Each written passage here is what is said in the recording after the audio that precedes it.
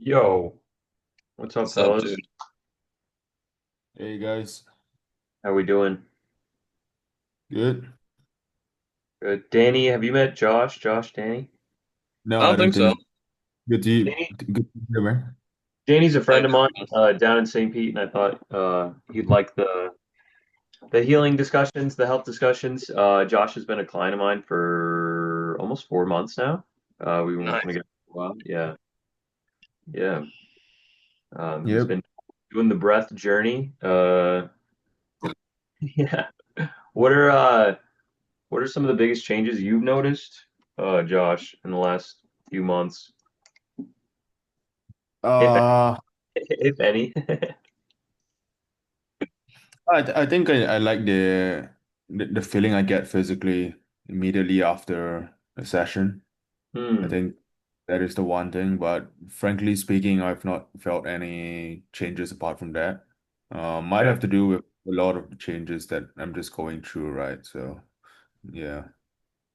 Yeah. Yeah. Yeah. And you had to take some time off of your routines and stuff too, right? Yep, Yeah. yep. Yeah. How has the last week been for you? You've been back on track, right? Yeah, I have. So I'm just trying to get my things up to date, right, on what I have here. So yeah, I think everything has been up to date so far. Everything's pretty good. I'm still only doing maybe one session a day. I know I Okay. did want to bump it up to the original two. Yeah. It's just uh, a lot of clashes in timing with the way I run my day, right? So Sure. that has been the annoying part of it. I started doing something a bit different last week where I just go for a normal walk. For example, going for my grocery walks, and I do my walking holes, right? So I can easily get that done in about 10 minutes because Nice. I do recovery while walking as well, right? So I don't stop at Yeah. all. And I just go about, so I do my holes, I do my recovery while walking, do another hole again. Easily done in like 10 minutes. And it might be Yeah. the easiest for me to get in my second session of the day, you know. Okay. Yeah. Yeah. Right on. Well, that's good that you're finding ways to get in the extra reps. I think sometimes like frequency is better than intensity. So the more frequent that you can get it, the better. So what I would say, if you can't get in a second practice, try and do the 15-minute routine somewhere multiple times. Like, so if you can't get a whole like 30-minute practice, you go, you do 15 minutes at a time and you get multiple ones of those so that you're Mm, continuously like boosting CO2 throughout the day. Because it is like the body, it's actually like kind of a cool quote my buddy came up about fascia, and it's basically like fascia molds to your experience, especially when it comes to the most frequent and the most intense. So, mm, like trauma, for example, like getting in a car accident, that's a very, very intense experience. But also, like sitting in the same position every single day for a certain amount of time every day is going to mold your fascia more just as much as that one intense experience. So the most frequent and the most intense are the ones that change your actual structure, that change the actual like your breathing even, because mm, the diaphragm is mostly fascia. It's not just a muscle. It's mostly fascia, and it's connected to our entire fascial body. So like our breathing also shifts to our most frequent and our most intense experiences. So the more that we can get those reps in, even if it's like, even if you're only doing 3 minutes at a time, but you do 3 minutes, 50 times a day, like that's actually probably better than trying to even get, one, two, like two max breath hold practices. So it's like mm. let's constantly start repping in that stuff. Anytime that we get, 10 seconds off, or not 10 seconds off, but like a few minutes off instead of scrolling on the phone or instead of like, I don't know, whatever, whatever fills the mind, we just do max breath holds or many small breath holds or something. And you can even do it while you're doing like other stuff. You can put a timer on your computer, you can put a timer on your phone and just pinch and hold, pinch and hold, Mm. pinch and hold, and just keep going. I do that. Yeah, Yeah, go ahead. No, I just feel like I am so fixated, or I was so fixated on the structure that we kind of built, right? That Hmm. uh, um, it felt a bit wrong, I would say, to step out of this structure. Okay, And yeah. so I just kind of wanted to change this week, right? So Mhm. just off my usual walks, I just go ahead with a breath practice, get it done, Yeah. 10 minutes. I noticed the ones with the most resistance I have is when I know I have to sit down for 30 minutes. But I'm like, fuck, just sit here and do nothing for 30 minutes. Yeah, that's Yeah. one. Yeah, that's the one I dread the most. Yeah. Yeah. So build that one up because there is a breath practice that I will give you soon, the Mm, CO2 tables. And that mm, one, if you do that, it takes less than a half hour. I think it takes like I timed it. It takes like 24, 26 minutes or something like that. mm, You only have to do that one practice and then you're done for the whole day because mm, of the level of intensity, like I said, most intense and most frequent. So if you can build up your intensity to where you're hitting 90-second breath holds like every day, multiple times a day, then I can give you that little program or that little like routine, and you can just start to do that. You'll be rotating between that and like a couple other things, like every other day or every third day or something. But mm, that's one of the ones that I find helps people boost a lot, but it's really only applicable when you like kind of can get your max breath hold up to 90 seconds and like mm. continuously up to 90 seconds. Um, which it seems like you're probably pretty close because your steps are also really good too. I haven't seen your max pauses in a little bit. Yeah, I haven't fully updated it yet. I can do it Okay. right now. This week Yeah, has yeah. been more focused on my seated breath holds because I realized that if you look at my week 12 and week 10 to 12, it was basically just steps. Yeah. It was walking, running one, walking, jogging. Okay. Yeah. Um, but when I did the seated one, I think on the day 82, Okay. I really enjoyed it. Nice. Right. It just felt very intense, but very calming, as opposed to the walking, jogging. I think because my heart rate elevates quite a bit, right? Um, Yeah. the walking and jogging. And so I don't really feel as relaxed. And so this week has been a bit more, or the last 2 weeks has been a bit more focused on the seated breath holds. Okay. There have a few walks as well. So I can Yeah, just very let's actually address that and talk about that for a second because the heart rate is going to elevate. And mm, even in the seated practice, our goal is actually to elevate the heart rate during the hold itself. And so, mm, how do we? I want to explain something in terms of metabolic rate and like repatterning our brain to breathe lower than that in order to recover faster. So, if we're unconscious about our breathing and our heart rate elevates, likely it'll match because of something called the baroreflex. It's like something within the heart valves that triggers basically your brain to regulate pressure between oxygen and carbon dioxide. When that mm, happens, your breathing just automatically starts to match your heart. But we know how to like repattern that because we our goal essentially is to recover faster. So how do we actually recover faster? It's if we breathe below that metabolic rate. So if we feel the heart beating faster in our chest and we're breathing faster, we're not recovering faster and we're off gassing carbon dioxide. So what we want to do when we're feeling that heart rate and even like during like it's more for the recovery phases of the practices and afterwards as well. If we still have an elevated heart rate, breathe below your metabolic rate, create air hunger. And that's the goal is to just continuously create air hunger until your heart rate drops. So if you find that your heart rate elevates after practice, you mm, haven't found heart air hunger enough during that time.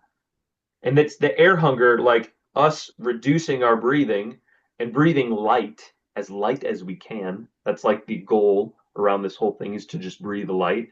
Uh, we find that the breathing slows down because when we slow down the breathing below the metabolic rate, the vagus nerve gets stimulated.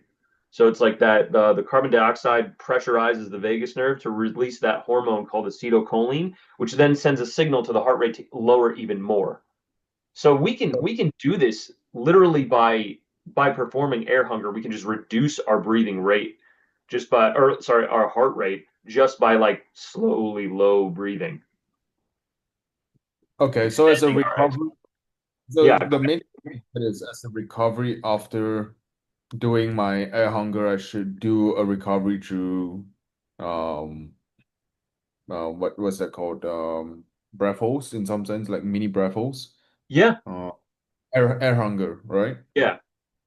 Okay. So air hunger and many small breath holds are kind of interchangeable because they're both like creating that sensation that you want to take in a larger breath. That's like the whole point.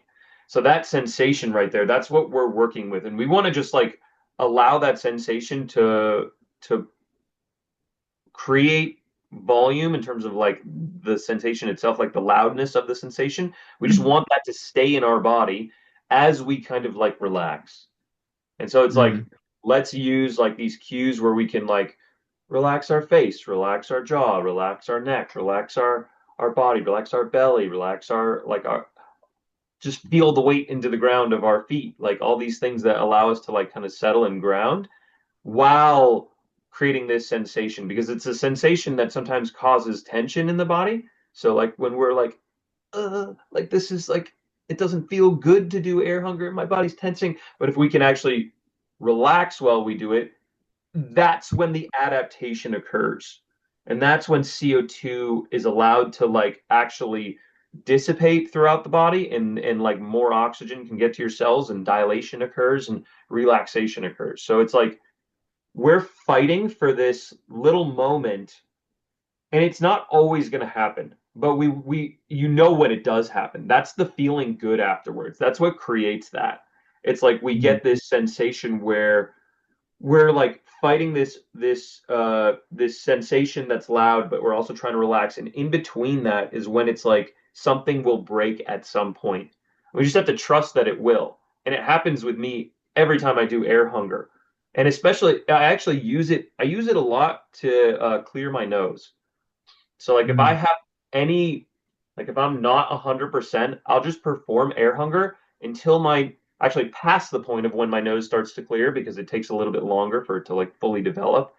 And then the rest of the day I'm like I've moved the lymphatic system. I've moved the lymph in my brain, moved the lymph in my nose. I've moved it into my like my stomach even sometimes I can feel digestion occur during air hunger. I can feel like oh that food just moved from my stomach into my intestines or my intestines into my lower like it moves and it creates space inside. So like use these techniques to kind of help with that. It helps like bring blood to where it needs to go. And so like if you're full, if you're like still digesting food 2 hours later and you're like not feeling like 100%, perform air hunger until you kind of feel something move, until you feel like something subtle happen in the body that's shifting. And that's like the adaptations. Like I mentioned, that's when those adaptations like occur. Oh, Wiggs is in here. Let me get him in here. Does that make sense?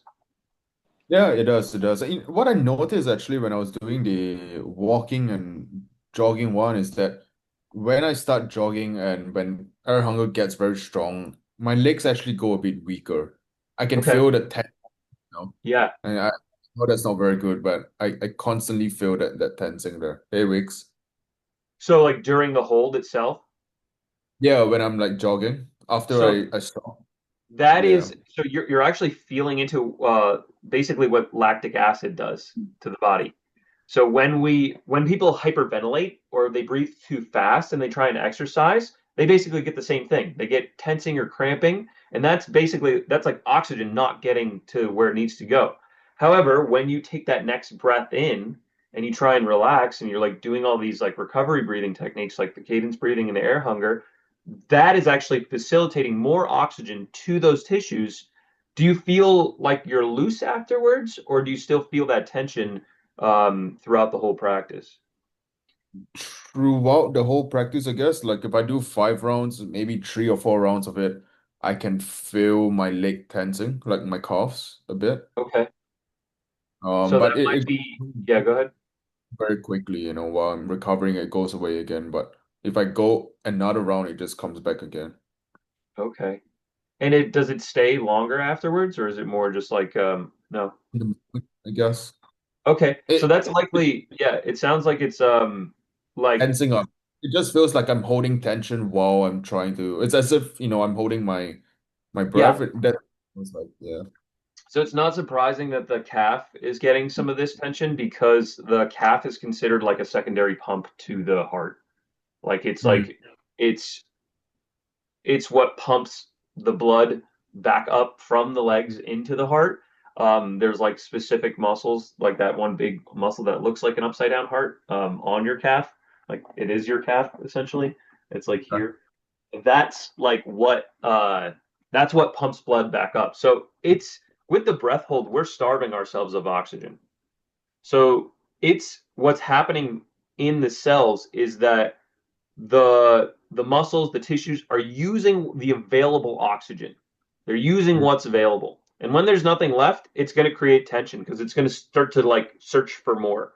And what it does is it's creating compression in the muscles and the tissues themselves. However, when we release open again, because we've created so much like pressure inside, it actually makes it expand even more. So it's like mm, this, like the compression creates the expansion.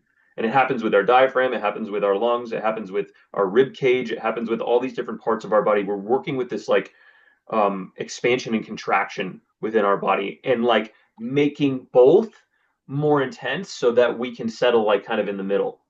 So it's like we get this, especially with the diaphragm contracts into this like tense little ball and then it expands outwards and then that's why we feel so relaxed afterwards. It's because mm. we've expanded both aspects of the fascia and the muscle. And this is why like when you do like stretching and hypertrophy, it kind of works in the same way. Like we're creating like all this like extra space for the muscle to move, and it's not cramped, and it's not tense or like it doesn't feel like it's like if you sit too long, you get like kind of stiff. Like the diaphragm does the same thing if you're breathing the same rate for like a certain amount of time. So we're with these breath holds, we're working out our diaphragm, and we're Mm. working out like the whole body too. Yeah. Okay. I just updated my tracker. If you can see week Okay. 13. Nice. That you'll see very casual practices like this 80 day 87 and Yep. 88 as well. So I just try to do this when I'm just doing a normal um walk. Nice. Okay. Yeah, good timing on a couple of these. You're hitting upwards of yeah, 70 steps. Good. These are all like you did 50 steps like 4 times in a row. That's great too. That's like though that would I would consider that like more of a medium practice, which is like you can get as many of those in as you want a day. Like if you want to do like if you're going on walks and stuff, if you want to do 4 or 5 breath holds in a row that are all just like 30 seconds, 20 seconds, something like that. That's like in between the max and like the many small breath holds. And that I actually love. I have many programs like that set up. With those ones, you actually don't need to do cadence in between. You can just like, kind of rest. You can just kind of The recover. 50 steps one, it's just 50 steps because I just really wasn't feeling it. I just couldn't at all. Right. I That's think it has to do with warming up, I guess. Like yep. even 7 as well, right? 73 steps for my fifth hole is quite bad. So I just take it as, additional practice. That's about it. Yeah, yeah. So like this, I like those the best. Not the best, but I like to see those. I like to see when you're not performing your best, but you're still going for the practice because that's really important for growth. It's like we're not always going to keep hitting PRs constantly. It just doesn't work that way. So like it's okay to like have practices where you have lower energy and you're just still just getting some good reps in. And that's where most of the time, if you're just consistent like that and you're allowing yourself to have an okay practice every now and then and be like, oh, my energy is not good today. My mind is not good today. It's just, I'm still going to do it, but it's not going to be like amazing. And I'm okay with that. I'd rather see that than not see a practice. I really would. Like I'm totally okay with that. I had a lot of those days. I like at some point I'll show you guys my original like one. I have like 6 months filled with with all these numbers, and it was like some days were rough. And that actually brings me up to like another point that I want to kind of talk about is like when we kind of feel a little run down, that's like usually a sign that the body's like clearing something out or cleansing or like we talked about a little bit about cleansing reactions in the past and how we can like view those and how like we can support ourselves during those. So it's like we want to be able to get back to training as soon as possible. That's the goal. Thanks, Danny. Take it easy. Um, we want to get back Yes. to training as soon as possible. We want to like be able to like evolve and level up like constantly. That's our goal. So when we do get those moments where we're like, I got a headache or I have not feeling well or my energy's so low, I feel like my body weighs 10,000 pounds. Like we there's still things that we can do to mitigate stress, to mitigate like those symptoms so that we can get back to training. And that's where cadence comes in. That's where diet and lifestyle come in. Like all of these things that we can do to like improve ourselves in the moment. And like our body's going to tell us what's happening. Like if we have a scratchy, dry throat, let's support that.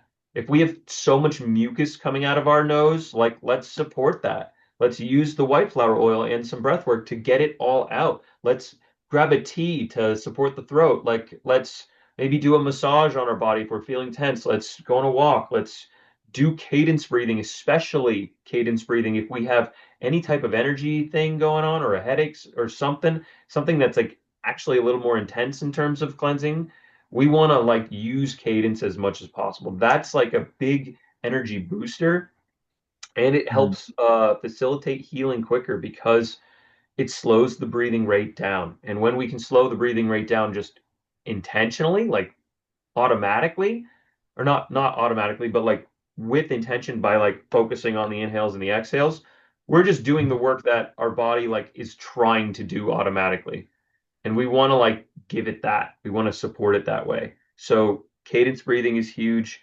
It helps create homeostasis. It helps balance the blood pH and like give our body time to be able to recover and adapt. It's very parasympathetically toned. Like the exhales are always longer than the inhales. That's why we can do the 3-2-10 as well as the 3-6. Like those are both very, very good for the heart, very good for the head, very good for the brain, everything. It's as much cadence as you guys want to try and bring into your routines, the better. And I've been doing it a lot more lately. Like I've been doing it like whenever I'm driving in the car, I'm doing it like 20, 30 minutes at a time.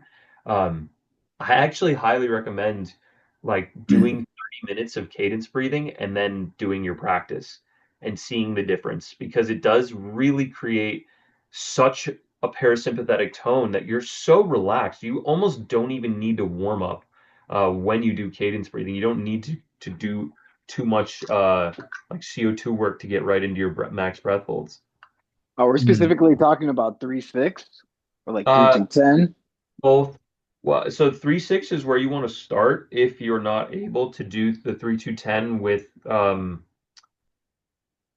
kind of like confidence or enough if you have weak vagal tone. But it's also like it's still parasympathetically toned and it's still less than 7 breaths per minute. So it's like you can start with 3-6. However, we do want to be able to do 3-2-10 immediately, like right off the bat, like right away, and get our hum to fill that 10 seconds.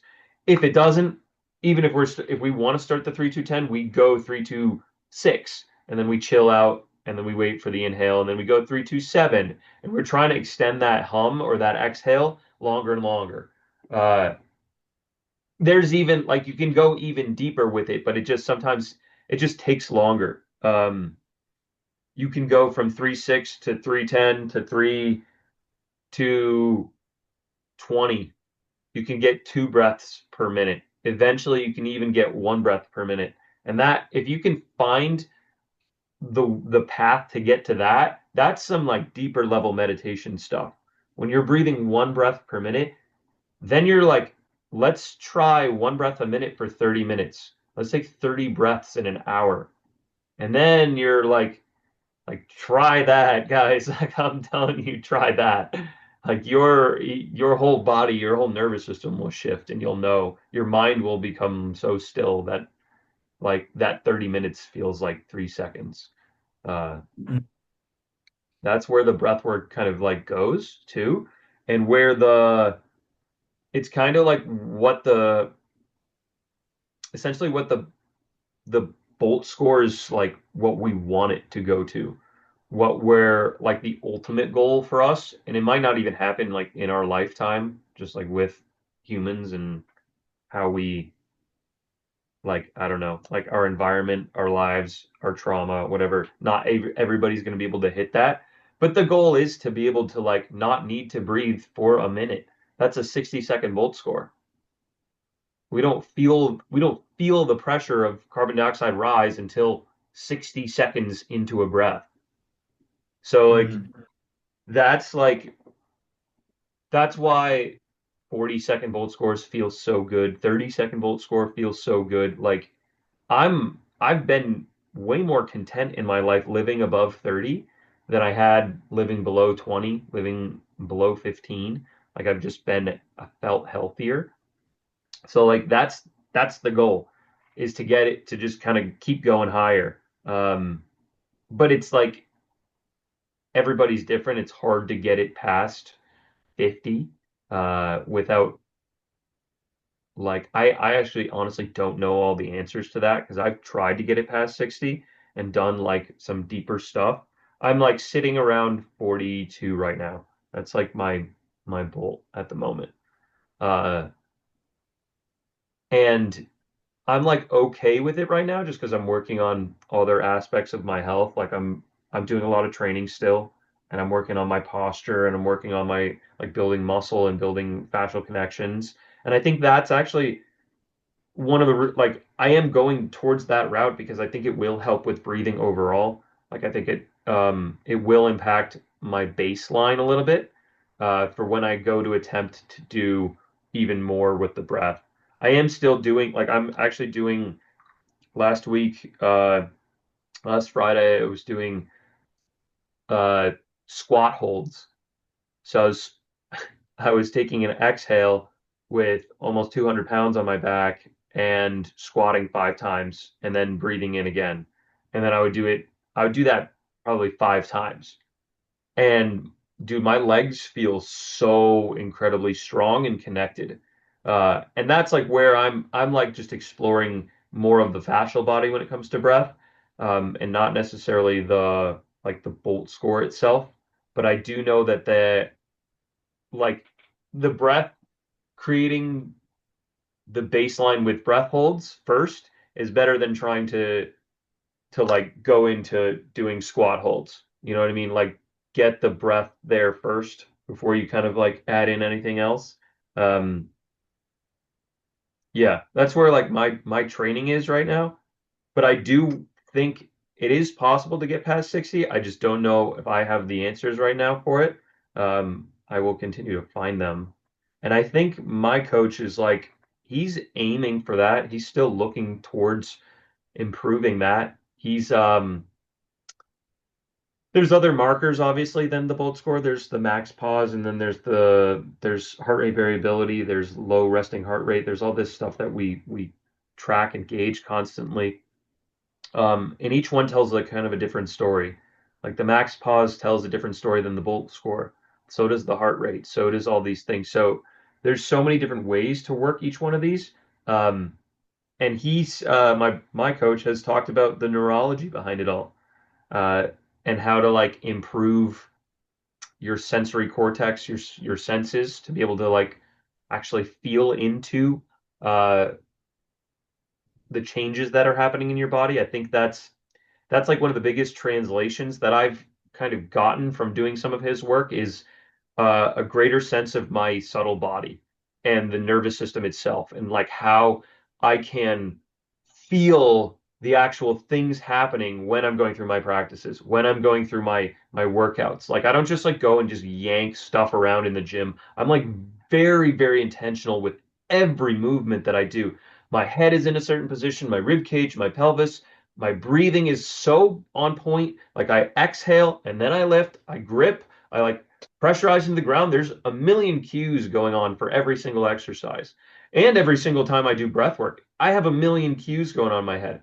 I like when I sit and do breath work, my knees are below are behind my knees are below my hips, my ankles are behind my knees, my I'm like this. I'm like my rib cage is back in space just a little bit. I'm feeling I just go like this or like this, but I don't ever go like this. I'm like, there's so many little cues. And even during the breath hold, I'm re-cueing myself constantly. I'm like, here's when I want to swallow. Here's when I want to like adjust my torso so that I'm not flaring my rib cage, so that my diaphragm can go deeper down into the body while I'm contracting my rib cage.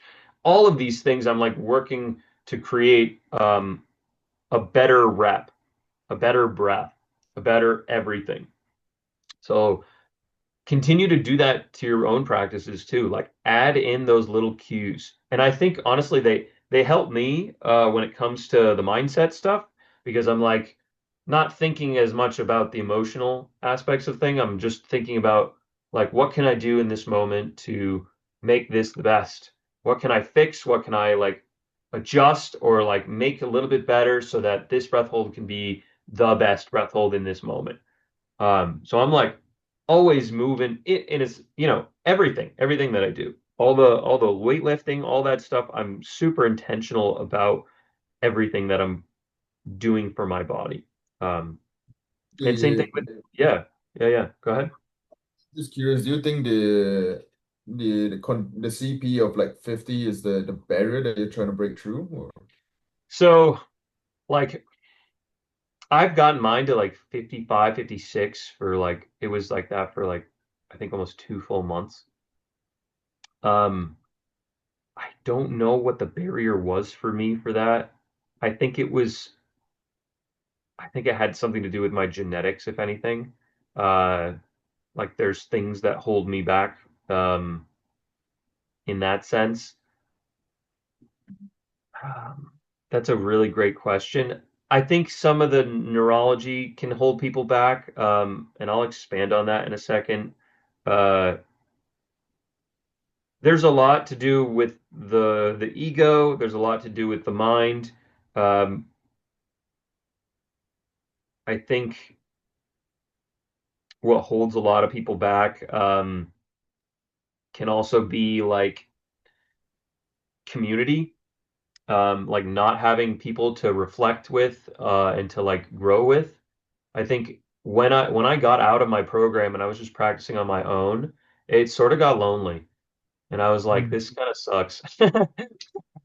Like I was like, what am I at? I am doing this for the health benefits and stuff, but like it when I was with my coach, like I was in a group of like 10, 15 people, and we were all doing breath holds and practices, and everybody was like encouraging each other. And it felt really good to like want to do more, and to like prove that I can do more, or like just, I don't know, be encouraged in that way. So I think for me, like the breath is such a solo journey, but it also like, it definitely does help to have people that you're working with. But to go back to like, the neurology and the senses and stuff. I think the the way the way we strengthen our senses is to kind of use them. And sometimes they get dampened. They get overstimulated and they get kind of like overused. So like our eyes are getting obliterated by blue light. We already know this. This can like honestly dampen the amount of oxygen that it gets to it. When we like overstimulate ourselves in these ways, it can affect our neurology. It can affect our ability to sleep and recover. and therefore our breathing. So like people who have listened to way too loud of music and gotten their ears like kind of blasted out and have tinnitus, they're almost likely to never get to 60 seconds. I also think there's so much that has to do with lifestyle too, but like that neurology aspect of it, like we're working to kind of increase and improve our neurology, our senses, and we can do that through lifestyle too. Like it doesn't have to be this program that I've talked to you guys about. It's I like to understand neurology in a way that like you want to experience life so that it gives you all of those things within that program automatically.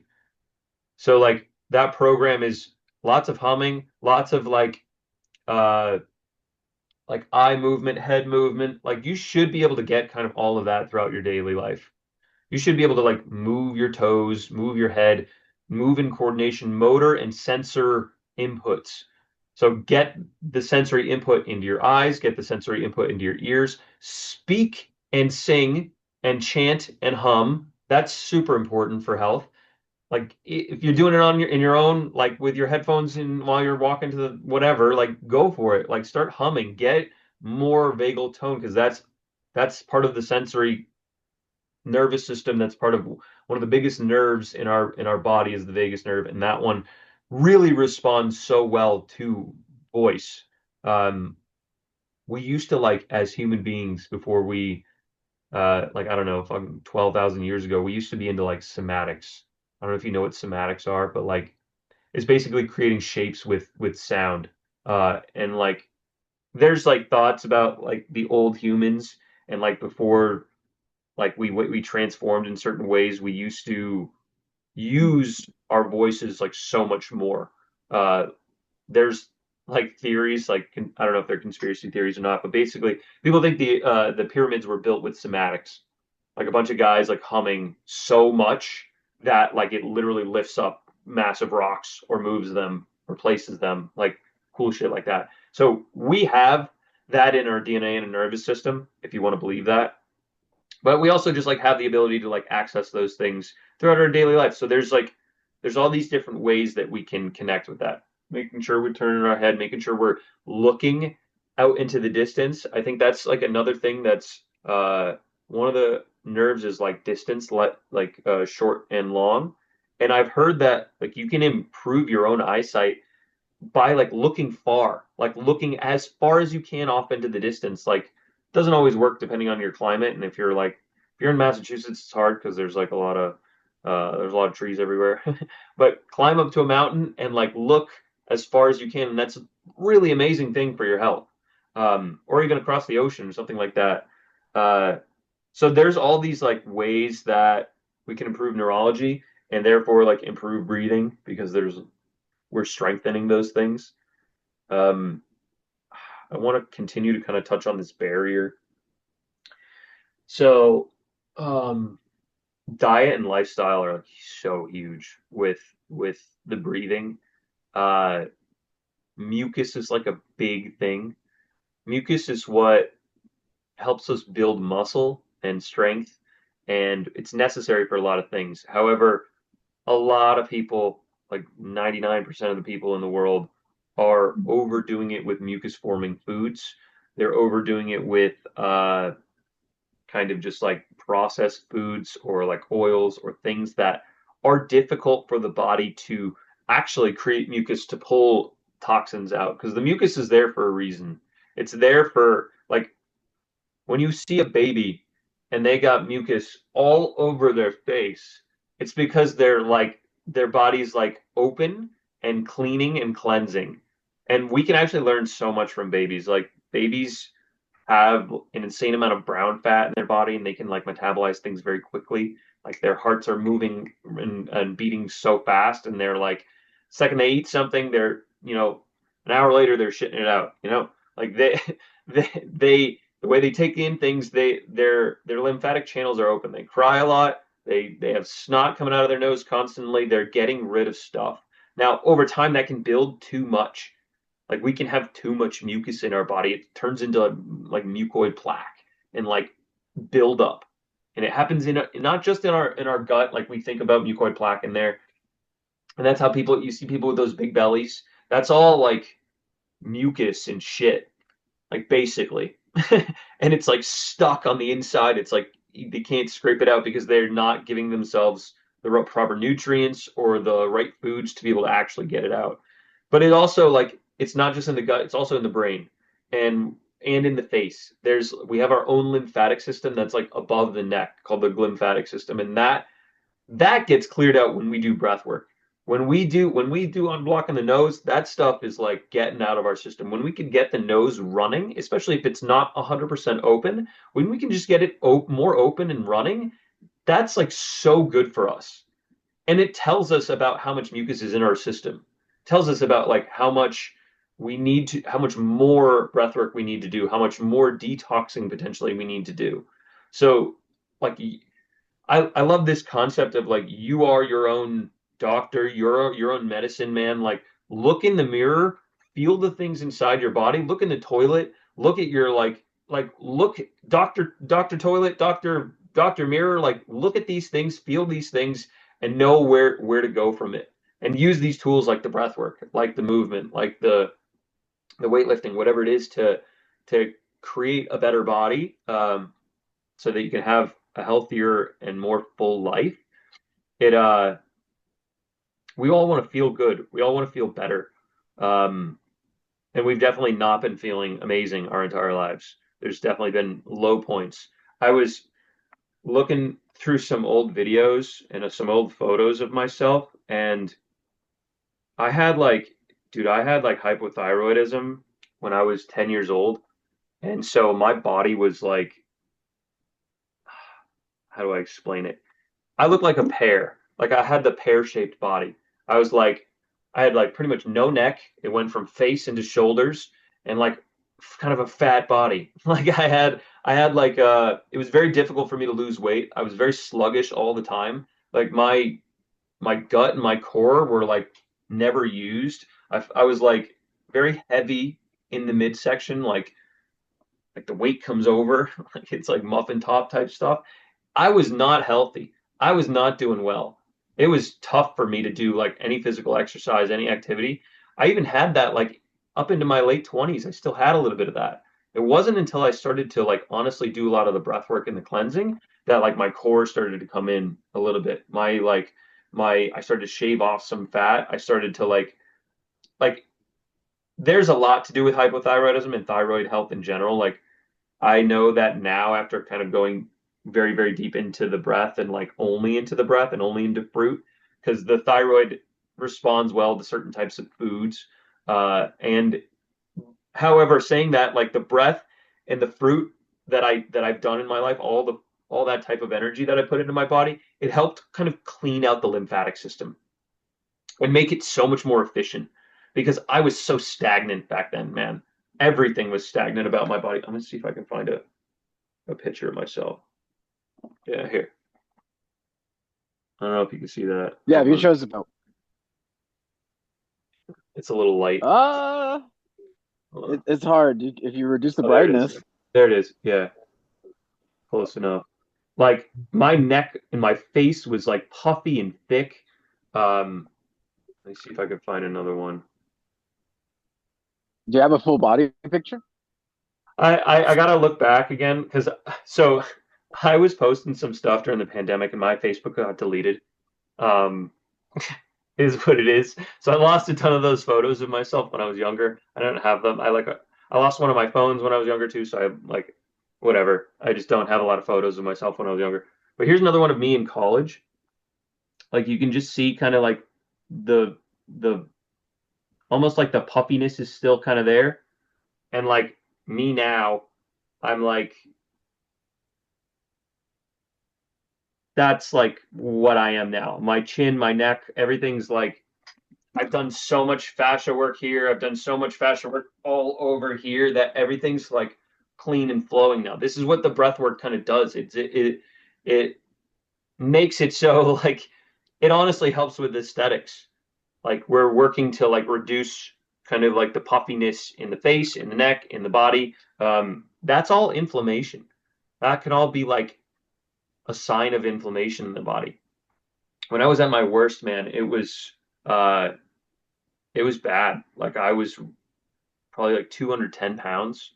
A lot of, and I'm 6'1", so I was like 210 pounds, 20 pounds heavier than I am now, but like not lean, like not at all, like really unhealthy. And it took a long time for me to get to where I am now. It took like 5 years of solid work, and then I still wasn't like I'm constantly improving now, but like it took like almost 7 years to like fully get to where I want to be. Uh, Mm. and like I said, I was not in like a good space. It was rough, bro. I That's was like, admirable, man. That's like I was not that's happy with myself. Go ahead, Wiggs. Yeah. it's very inspiring to hear that from, because I have no clue. I saw you when you were way beyond the half point of healing. Yeah. You Yeah, know? dude, I gotta share more of that because like I've come from some like yeah, just poor states of health. Even my mental health was not great. My self-confidence was shot. Like I couldn't talk to women. I was like, I don't like I'm fucking nobody wants me. Like this shit sucks, dude. But like it's like after that, dude, after I started training, after I started doing breath work, after I started just like working on my health, it became easier. All of it became easier. I got so much more confidence in myself. My mental health skyrocketed. I always knew I was gonna be like okay mentally. When I got like sick and diagnosed with my autoimmune thing, I was in a dark, deep hole for like 2 years. And I knew it. I was like, I know I'm in here. It's okay. I'm just gonna be in here for a while. I'll see you guys on the other side eventually. And I just slowly worked my way out of it. It was yeah, there was like I never like got to the point where I wanted to like kill myself or anything, but there was like it was deep depression. I didn't want to talk to anybody. I isolated myself for like a long time. Um, I didn't like want to go out and do things. I just like I focused in on myself for like 4 or 5 years straight, and like and then I emerged out of the other side like, hey, I'm this new person. Like check me out. I'm like I like myself now. Yeah. Can I But ask, go ahead. like, I'm curious as well, have you done any of the cranial work stuff? I think you were quite interested in that when we Yeah, were studying about it, right? yeah. It does just the stuff Coleman's shared in terms of like the lemon and the salt and the stimulation with the tongue. The other the other part of it is also a lot of humming. I kind of Mm. go. It's kind of crazy because when I do like when I'm doing like lifting and stuff like that, when I'm in between or in random parts of the day, I always find myself just humming like and doing things like that.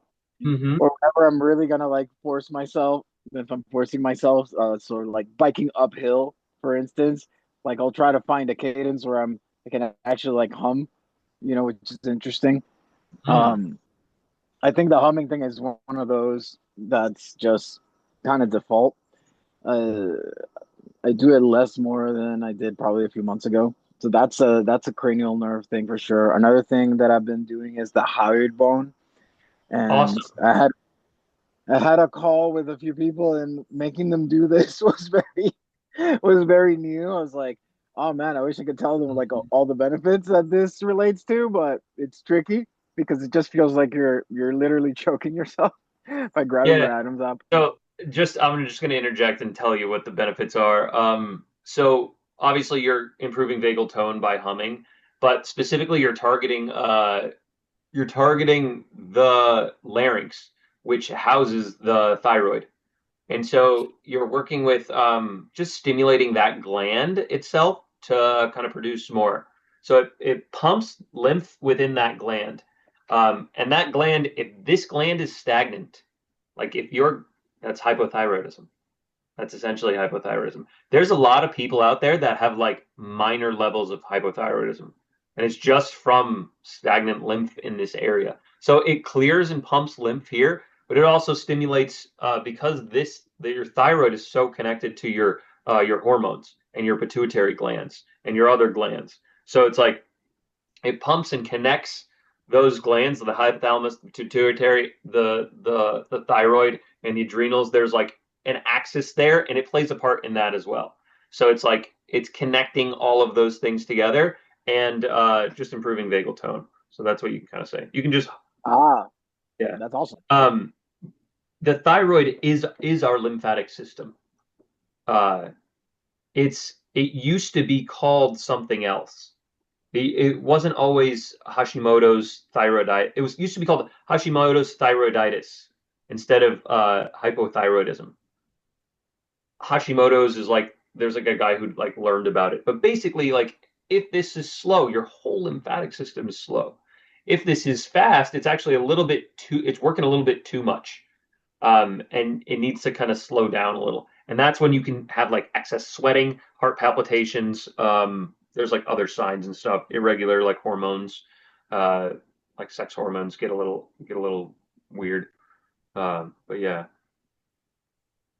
thyroid's like everything. And the thyroid's very much connected to the liver too.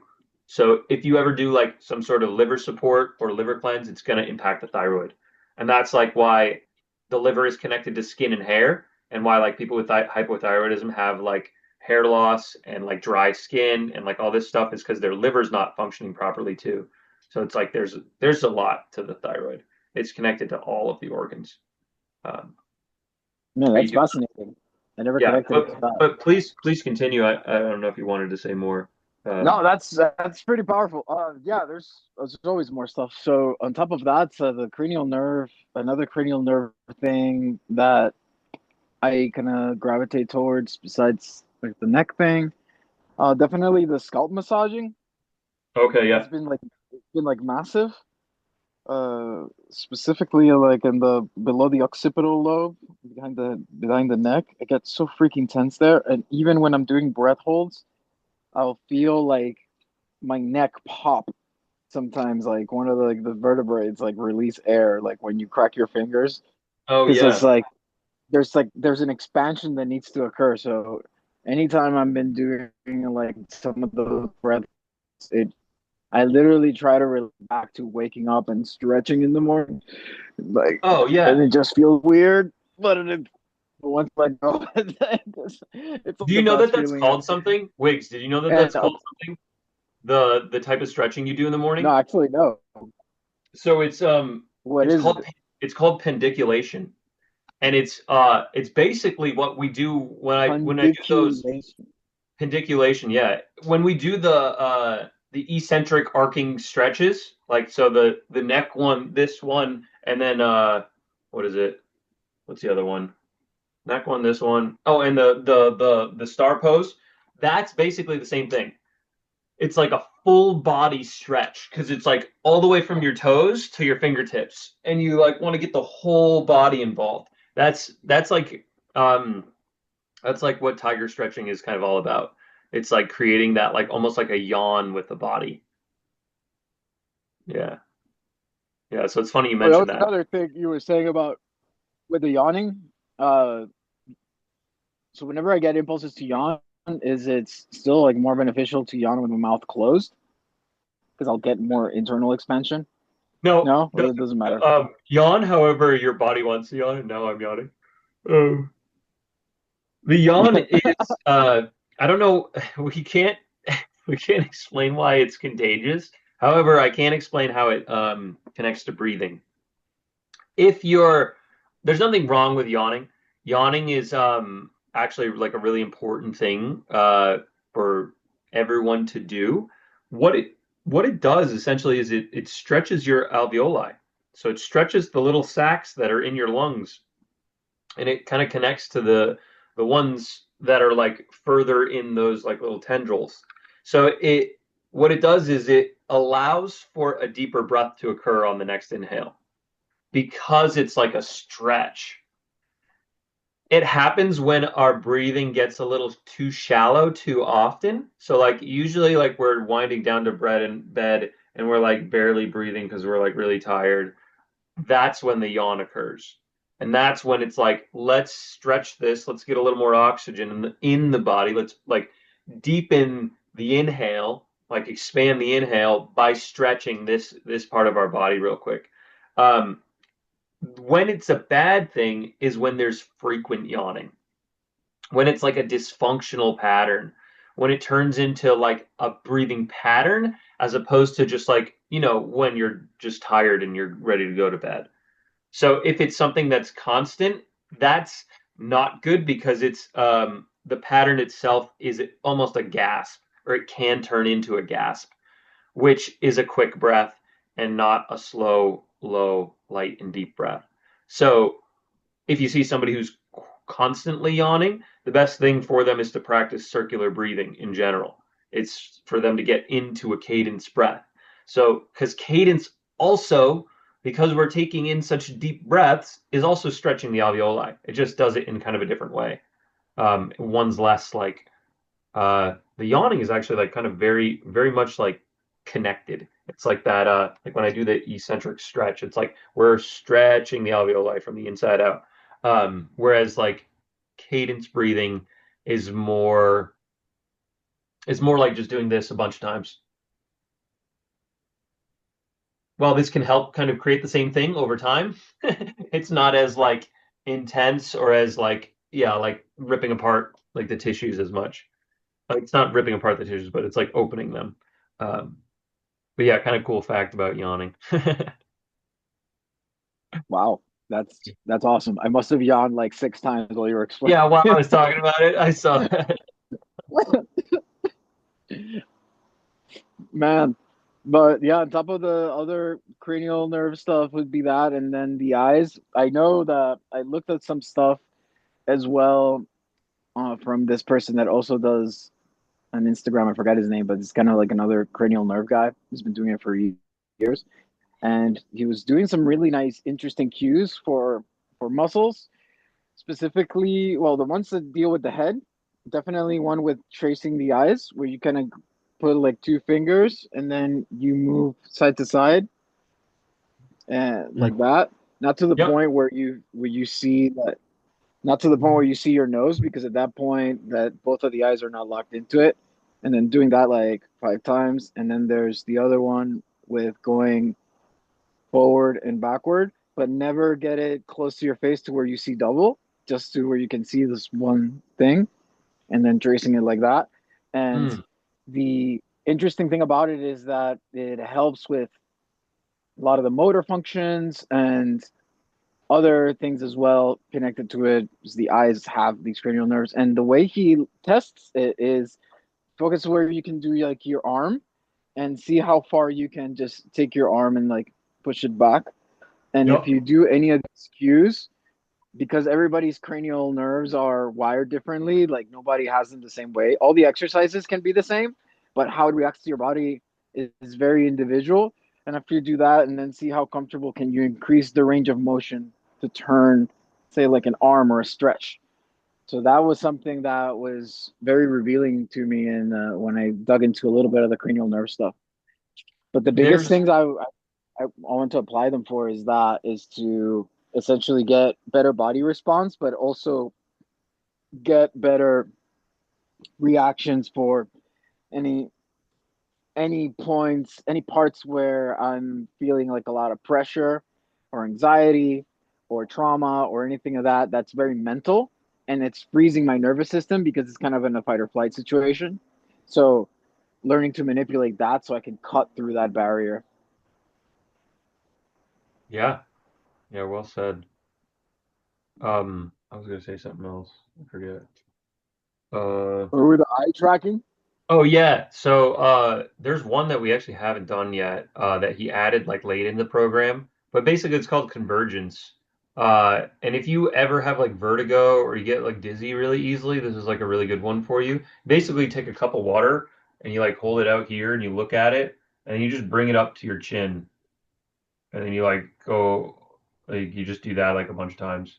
And it's like it helps with like a little bit of depth perception. Um, yeah.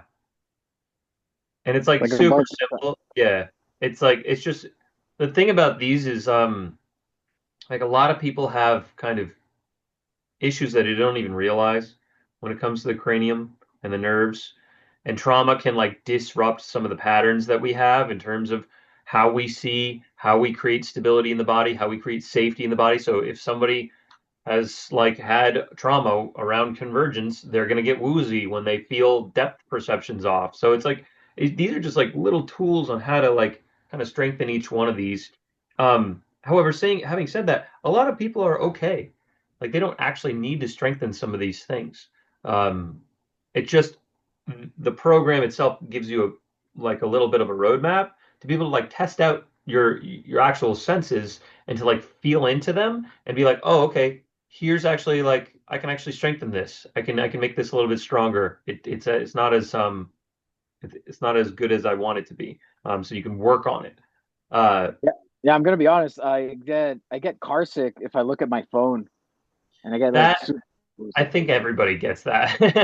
know, but the exercise you're explaining right now is something that I could literally apply right when that occurs. So if I do get car sick, could I Yeah, still use my hand and go like this and get the same effect, or do I need like a physical object I don't know. That's to a do good the test? question. I'll have to look into the program. I think it has something to do with maybe the water itself. I gotta look. I would not move Um, your chin when you do it. So just mm. the yeah. Um, Another cranial nerve thing is also the sense as well. Just like the sticks are incredibly powerful. My girl yeah. just got me this uh, Thai herbal concoction. I don't know what it's called, but got it yesterday, and it's so freaking powerful because it's literally just herbs. And I think Coleman's mentioned this before, but I didn't know about it. Have you seen this? Oh yeah, It's it's for this Muay Thai. thing that's exactly. It's a whole Thai thing with like mental camphor, a cardamom, I believe, Okay. Yeah. and Borneo mental camphor. Yeah, and it's so apparently it's meant to relieve dizziness. Hmm. It is so grounding, and it's literally just a bag with like herbs in it. Yeah. So so it's another inhaler device or thing that I never Nice. about. Nice. I've been rocking the boom boom sticks everywhere, dude. I got myself a pack. They're Yeah, awesome. me too. Is it just stronger, the boom boom sticks? This Boom boom sticks. Is it just stronger? That's why it's good, or they're strong. Compared to what? The the thing in one your that you're hand. putting right now?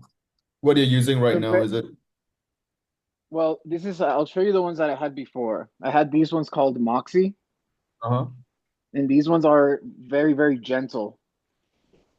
They're meant to be very calming. Like they don't have a very strong mental thing. Like this one just has lemon, lime, bergamot, jasmine, rose, and sandalwood.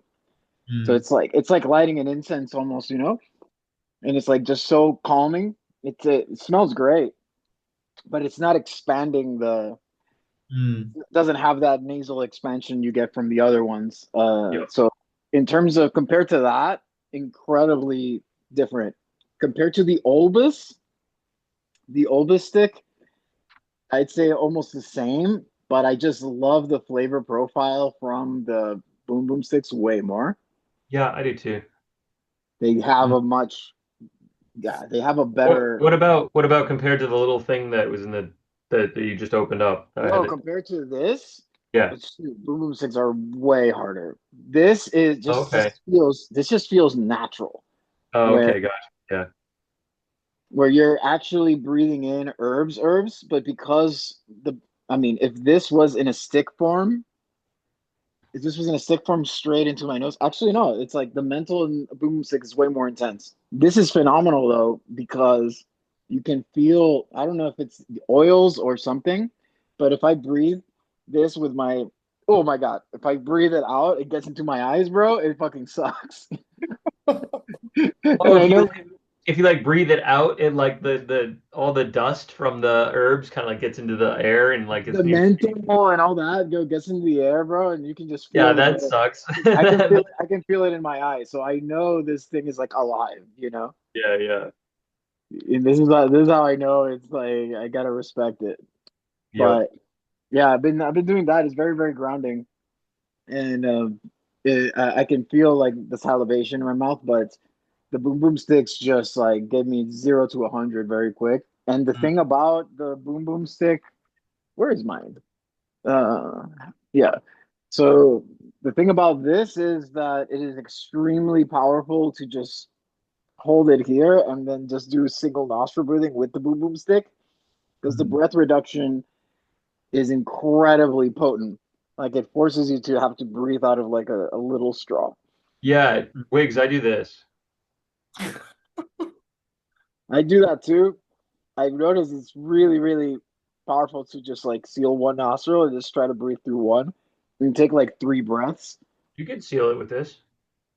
Oh, you mean that way? I thought you were taking 2 sticks. No, no, no. You get the like You the get the outside cap. of it. Yeah, Yeah. And this is really powerful too because it also like it pushes it like expands your actual nostril. yeah. I've been And then it like stays open a little longer. Josh. yeah, so I've been doing that too. We're all a bunch of walruses. This Basically, looks yeah. like a drug addict convention. Yeah, I've been getting some people into the boom boom stick stuff, which is cool. Mm. Should Mm. probably should probably like make our own brand of it. Yeah. Kelman, what do you think about retrying the Frolov device? Um, I think I've expressed like the anything that uses the mouth trains the mouth. So I'm not a huge fan of the Frolov devices. Um, but they can induce air hunger. Like they're meant to induce air hunger. Uh, I think the masks are better. Like I don't know if you've seen Oxygen Advantage has a mask, and you can adjust the amount of like air that gets into it. Those are really cool. I've never bought or used one, but like I know some people that have, and they swear by them. They'll like go on hikes with them and like Mm. whole like or like long walks with them. And that's like those are cool because you can still use your nose with it. But it'll so here's a question for you. When you do your breath holds, are you feeling your diaphragm?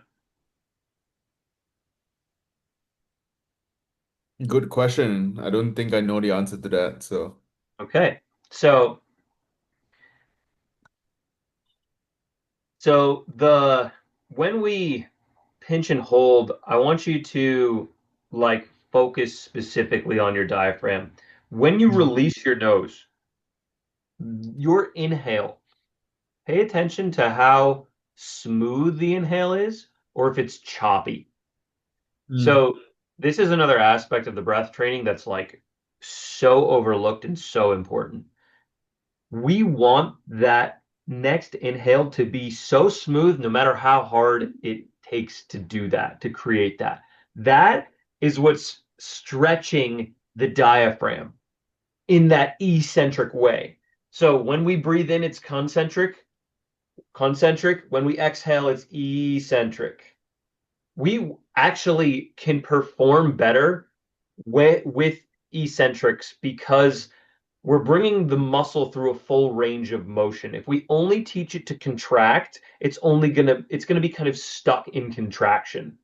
That's why people who only do like bicep curls, where they're like get like really shortened muscles and almost can't even extend their full arms. So we want to be able to have that length so we can fully articulate our diaphragm, but we do so by utilizing that first initial inhale or exhale inhale because that's what's stretching the diaphragm. That's what's like adding strength and neuromuscular like facilitation. It's connecting your brain to that part of the diaphragm that potentially was skipping beforehand. Um, does that make sense? yeah, yeah. So just the first breath is the most important, basically. It is the most important. It's like if you can focus on that and really start to smooth that out, you'll see some changes. You'll also that right there, just the act of smoothing that out is feeling your diaphragm. that resistance that you're putting against the breath is your diaphragm. That's what creates like the suction and the pull. So it's like that's essential for the training. And it's also like when we exhale first after a breath hold, the diaphragm's gonna balloon up, right? When we exhale, it comes into this like umbrella shape. If it's right here and then we inhale, it's going to go down. But if it's right here and we exhale, it's going to come up into the rib cage, and actually it's going to push up into the rib cage into the heart. It's going to make the heart beat faster even. And then we have more of what's called the zone of apposition, which is the space in between where the diaphragm inhales and exhales.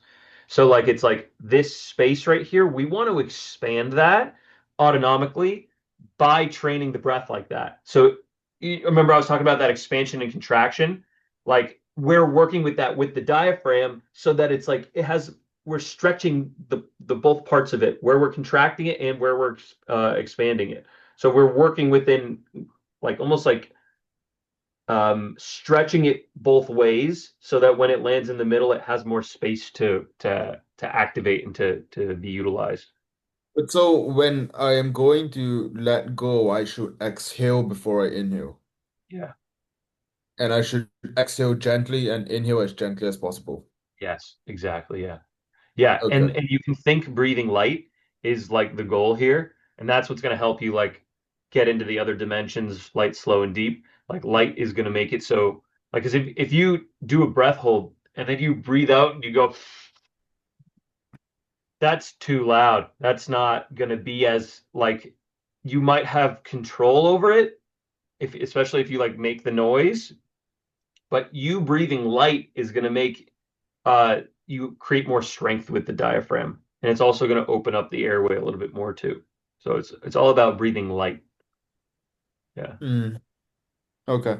Yeah, no, I was just being a bit curious about Frolov again because I bought it and hardly used it, right? Kind of liked it when I used it for a bit, so might So just I play around. wouldn't, yeah, I would play around with it, especially if you have time, like to do like maybe one or two wet meditations like a week. Like go ahead and like kind of check it out. Put on some binaural beats and just kind of breathe with it for 15 minutes or so and like just see where that takes you. If you're able to like check your scores before and after. And if it's something that's like gonna work with you, then that's great. I would just also make sure if you're gonna use the Furlov, make sure you're mouth taping because it's gonna help Mm, with the neurological like connection to the mouth and the nose in terms of breathing. mm. Okay. Yeah, Yeah, yeah. I'll try to play around a bit, let you know how it goes. sounds good. All right, guys, we've been chatting for like an hour and like 15. Nice. It was a good one today. Very solid. I'm gonna hop off right now. I gotta make some lunch and get some other stuff done. We got class on Wednesday. We're gonna do some posture stuff, Josh. So I All want to right. make sure you can get into some of those positions and feel into that. We'll just get kind of like a reminder on those three positions and get some movement holds in. So I'm looking forward to teaching that one. That'll be a good one. Sounds And good. I'll have more to say on posture then too. We'll go into it more because I could talk about it. I could fill up another 15, 30 minutes worth of chatting, but I'll cut it off for now. All right. Uh, Sounds good. I'll see you on all right. Wednesday. Thanks, Wiggs. Thanks, Josh. I'll catch you guys later. Thank you. Have a great rest of the day, y'all. Thanks. Peace. Bye.